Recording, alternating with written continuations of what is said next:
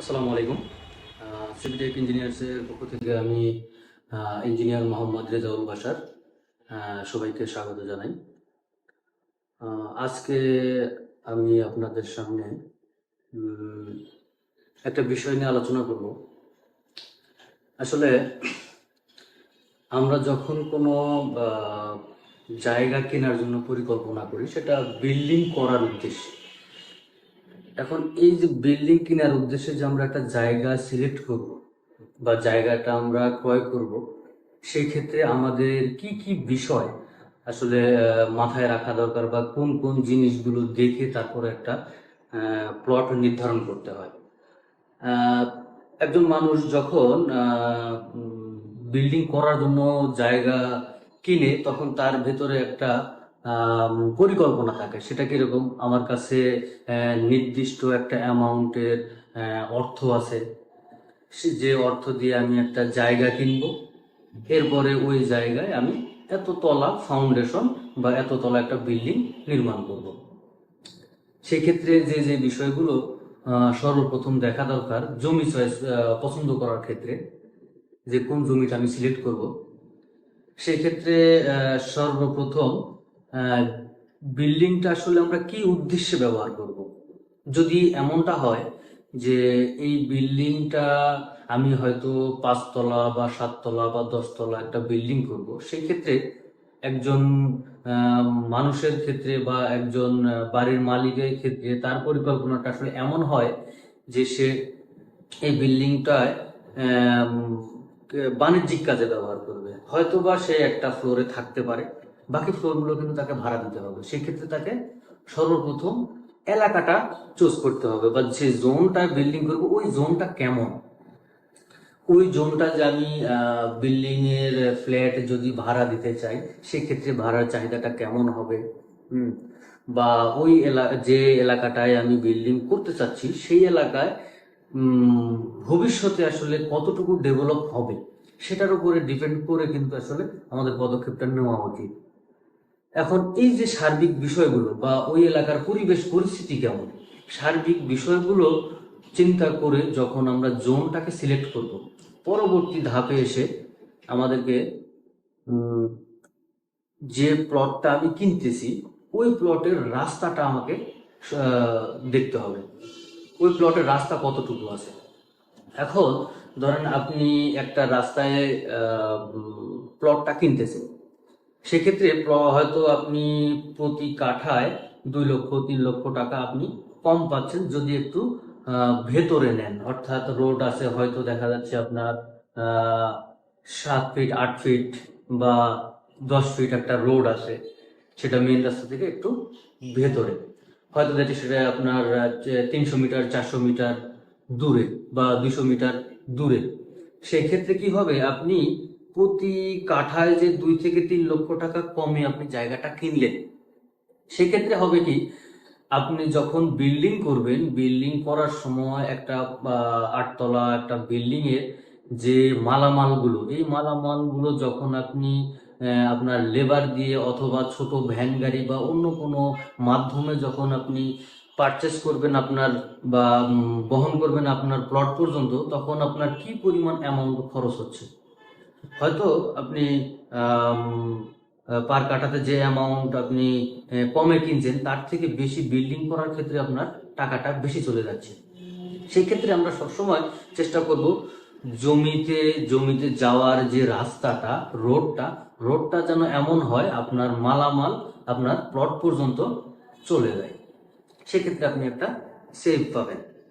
আচ্ছা, এরপরে পরের বিষয় হচ্ছে, আপনি যে এলাকাতে আপনি তো একটা জোন আগেই পছন্দ করছেন, ঠিক আছে। সেই ক্ষেত্রে আপনার হবে কি, যে ওই এলাকার যে আসলে এভারেজ মাটির যে বিয়ারিং ক্যাপাসিটি বা মাটির যে ধারণ ক্ষমতা, সেটার একটা এভারেজ ক্যাপাসিটি ওইখানে পাওয়া যাচ্ছে কিনা।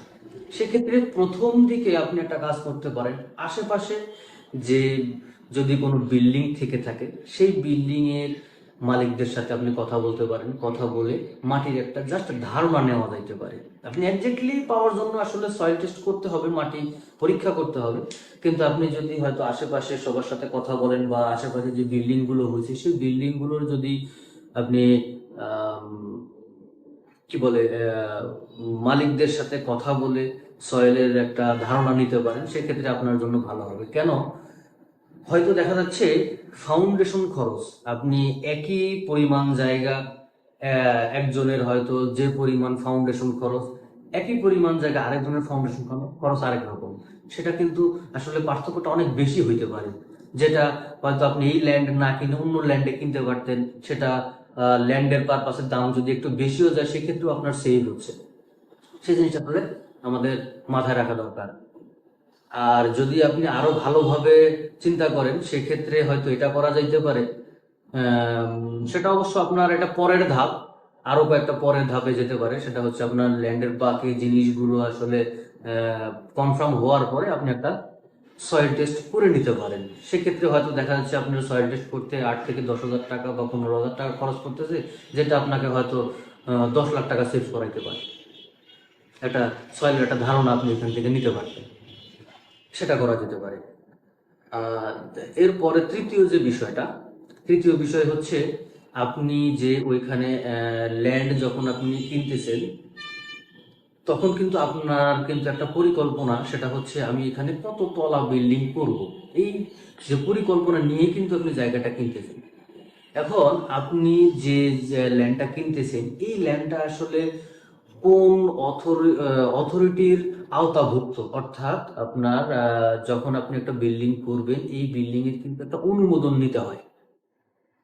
সেটা আপনার বিভিন্ন সংস্থা আছে, সেটা হচ্ছে যেমন আপনার রাজুক হতে পারে, রাজধানী উন্নয়ন কর্তৃপক্ষ, এরপরে হতে পারে আপনার ক্যান্টনমেন্ট বোর্ড, হ্যাঁ, এরপরে হচ্ছে পৌরসভা, হ্যাঁ, এই যে সিটি কর্পোরেশন, এই যে বিষয়, এই যে সংস্থাগুলো, এই সংস্থাগুলো একটা বিল্ডিং এর অনুমোদন দেয় যে আপনি কতটুকু কাজ করতে পারবেন, কত তলা করতে পারবেন, আপনার সেটব্যাকটা কেমন হবে, একটা বিল্ডিং এর টোটাল নির্দেশনা কিন্তু ওই সংস্থা আপনাকে দিয়ে দিবে তার প্ল্যানের মাধ্যমে। এখন আপনি হয়তোবা চিন্তা করতেছেন আমি এখানে 10 তলা ফাউন্ডেশন দেব, কিন্তু আপনার যে সংস্থার আওতাধীন আপনার প্লটটি, এই প্লটে আপনি 5 তলা বা 6 তলা আপনার সংস্থা আপনাকে দিচ্ছে, সেক্ষেত্রে কিন্তু আপনার যে পরিকল্পনা সেই পরিকল্পনাটা বাস্তবায়ন হবে না। এজন্য আপনার এই তৃতীয় ধাপে আপনার করতে হবে কি, আপনি একজন ওই যে অঞ্চল আছে বা যে কোনো একজন ইঞ্জিনিয়ার বা আর্কিটেক্ট তার কাছে আপনি যাবেন, বা একটা কনসালটেন্ট ফার্ম যারা আসলে এই ধরনের সেবাগুলো দিয়ে থাকে, অথবা আপনি ওইখানে যে অথরিটি আছে সেই অথরিটির কাছে আপনি সরাসরি তাদের অফিসে গিয়েও বিষয়গুলো হয়তো জানতে পারেন। এখন মনে করেন আপনার বিল্ডিংটা রাজুকের আওতাধীন, তখন আপনি একজন কনসালটেন্ট ইঞ্জিনিয়ার বা আর্কিটেক্ট তার কাছে গেলেন, সে আপনাকে পরামর্শ দিবে যে আপনি এখানে যদি বিল্ডিং করেন আপনার জায়গাটা এতটুকু, এতটুকুর মধ্যে আপনি কত স্কোয়ার ফিটের বিল্ডিং পাচ্ছেন, কত তলা পাচ্ছেন, কয়টা ইউনিট পাচ্ছেন, ঠিক আছে, এই জিনিসগুলো কিন্তু আপনাকে শিওর করবে। এখন আপনার যে পরিকল্পনার সাথে আপনাকে মিলাই নিতে হবে যে হ্যাঁ আমি এতটুকু পাচ্ছি, এতটুকুতে আসলে আমার পরিকল্পনা বা আমার যে চিন্তাধারা এটা ফুলফিল হয় কিনা।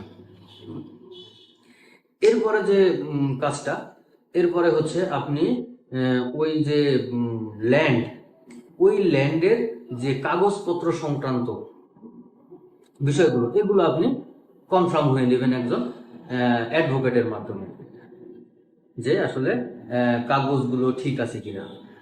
আপনার অবশ্যই একজন অ্যাডভোকেটের সাথে কথা বলে বা এই ধরনের কাজগুলো যারা সহায়তা দেয় বিভিন্ন কনসালটেন্ট আছে, ঠিক আছে, তাদের সাথে কথা বলে আপনি ল্যান্ডের যে দলিল সংক্রান্ত বা মালিকানা সংক্রান্ত যে বিষয়গুলো এগুলো আপনি কনফার্ম হয়ে নেবেন। আপনার যে জায়গাটা আপনি কিনতেছেন ওই জায়গার সাইজটা আবার অনেকটা মানে ম্যাটার করে। সেটা হচ্ছে যেমন আপনি 5 শতাংশ একটা জায়গা নিছেন বা 7 শতাংশ একটা জায়গা নিছেন, এই জায়গায় আপনার হয়তো দেখা যাচ্ছে আর 1 শতাংশ জায়গা হলে আপনার একটা ইউনিট বেশি হচ্ছে, কিন্তু আপনি 1 শতাংশ কম নেওয়ার কারণে আপনার একটা ইউনিট বেশি হচ্ছে না, অন্য ইউনিটগুলো হয়তো একটু বড় হচ্ছে, ঠিক আছে। এখন আপনার সেই ক্ষেত্রে একজন আর্কিটেক্টের সাথে আপনি যদি কথা বলেন যে আমার ল্যান্ডের সাইজটা এমন, হ্যাঁ, কেমন সাইজের প্লটটা নিলে আসলে আমি জায়গার তুলনায় ফ্যাসিলিটিটা বেশি আসতেছে, সেটা আপনি একজন আর্কিটেক্টের সাথে কথা বলতে পারেন। এখন আপনি যেহেতু সিদ্ধান্ত নিয়ে ফেলছেন আপনি একটা জায়গা নেবেন এবং বিল্ডিং করবেন, সেই ক্ষেত্রে আপনি হয়তো একজন কনসালটেন্ট অথবা একজন আর্কিটেক্ট, বিশেষ করে এটা আসলে আর্কিটেক্টের সাথে আসলে কথা বলাটা সব থেকে বেটার। কারণ একজন আর্কিটেক্ট আসলে আপনার বিল্ডিং এর প্ল্যান তৈরি করে, হ্যাঁ।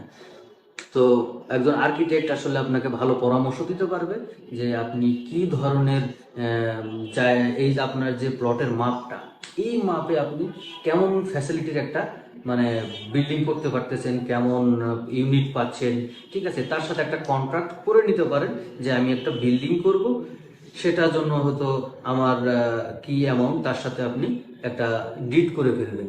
সেক্ষেত্রে হবে কি, আপনি যে জায়গাটা নিচ্ছেন সেটা নিয়ে আপনি তার সাথে পরামর্শ করতে পারবেন। হ্যাঁ, যে এখানে ভালো হচ্ছে না, সে হয়তো আপনাকে পরামর্শ দিবে যে আপনি এরকম টাইপের জায়গা নেন, বা আপনি আরেকটা জায়গার লোকেশন নিয়ে গেলেন, এইটাতে আসলে আমার কেমন হচ্ছে, তার সাথে এই জিনিসগুলো আপনি ডিসকাস করতে পারবেন। সেক্ষেত্রে আপনি হয়তো ভালো একটা পরামর্শ তার কাছ থেকে পাবেন। আর বিল্ডিং করার ক্ষেত্রে আপনি অবশ্যই এই যে প্রত্যেকটা স্টেপ, এই স্টেপগুলো আপনাকে বাছাই করতে হবে।